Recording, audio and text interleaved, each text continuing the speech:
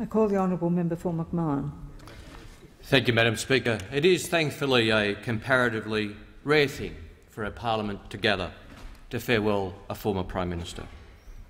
And yet it has fallen to this 44th parliament to send two giants of our political life on their way. Malcolm Fraser was an extraordinary man, a big, strong-willed man who didn't hesitate to use his force of will to insist on what he saw as the right outcome for his country. The years 1975 to 1983 were the Fraser years, full stop. Much to the chagrin of our party and to many in his own party, he dominated his government completely. And he dominated this parliament like few others have. Important as those years were, his life should be seen as a whole. Elected to Parliament in 1955 at the age of just 25, a substantial figure as Minister for Education and Minister for Defence, and Prime Minister at the age of 45. And in retirement, a famous man, keen to contribute to important debates in his nation and in the world. There would hardly be an adult Australian, Madam Speaker, who had not been in both violent disagreement with him and passionate agreement with him at some point in the course of his public life. Perhaps James Killen summed him up best in his autobiography. They shared an office as backbenchers in the old Parliament House. Killen wrote many years later, "Sharing that office gave me an understanding of one of the most complex characters this country has ever known, and an insight into a mind that could display a bravura of intellect, a hopeless sense of obstinacy, a grasping, almost oppressive sense of detail, and a capacity to wield the skills of politics with a singular ruthlessness." In losing Malcolm Fraser, we've lost a link to an era, not just his own, but the Menzies era before it. Having cut his political teeth as a backbencher in the Menzies government, he very much saw his own government as a continuation of the Menzies-McEwen tradition. He believed in nation-building. He believed in national institutions. He believed in government building stronger national institutions. He longed for and predicted a mining boom that would require massive investment in infrastructure and would transform the country. He was right.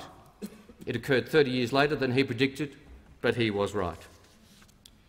When you consider some of our important national institutions, there's a list that he either conceived or defended against attack. The SBS, the Australian Institute of Sport, this very important building.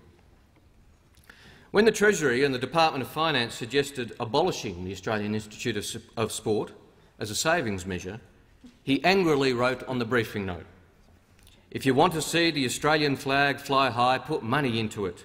Drives see everything from an accounting point of view. There are other things that are more important."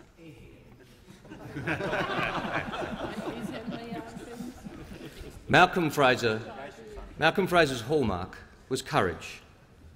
It took courage for him to adopt multiculturalism as the official policy of the government. It had been a concept first promoted by the Whitlam government, but formalised under his government as government policy. Bipartisanship has been important in multiculturalism, and for that Malcolm Fraser deserves credit. It took courage to oppose apartheid. I've seen it said in recent days that his rejection of apartheid was unremarkable because it was conventional wisdom to oppose apartheid by the 1970s. I disagree. Let us remember that Fraser had to sack one of his own ministers because of his support for apartheid.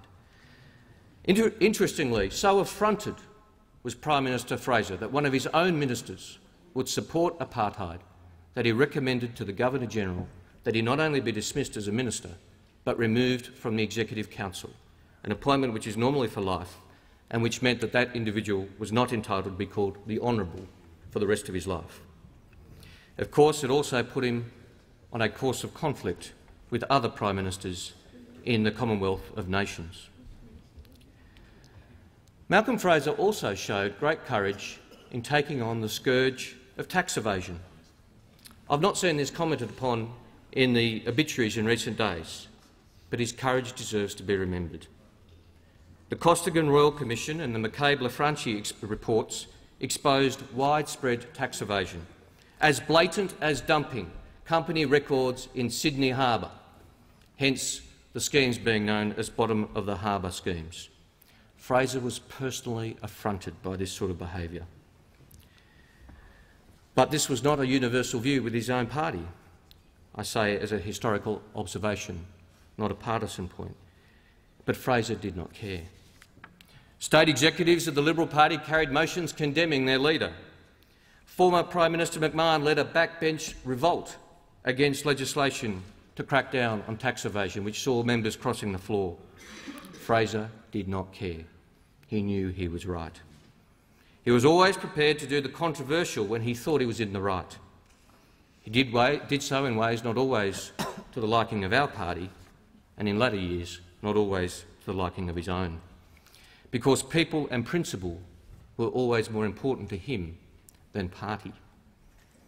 I remember early in my time as Minister for Immigration sitting in my office, and we had a young receptionist in the ministerial office not long out of school, and she sheepishly came into my office one day and said, "There's a man called Malcolm Fraser on the phone, and he wonders if you might take his call." And I said, "Of course I will take his call." He was lobbying on behalf of an individual refugee. I gently asked her later whether she knew who Malcolm Fraser was. I thought by her tone that she might not have realised that she'd spoken to a former Prime Minister. And she said she did know who Malcolm Fraser was, but she was surprised that a man as humble and polite as that could really have been a former Prime Minister on the phone talking to her.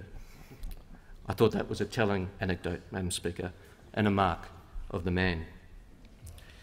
Malcolm Fraser has our respect. I've been struck in recent days by the number of rank-and-file Labor Party members who've expressed their condolences to me on his loss. We respect him and mourn him.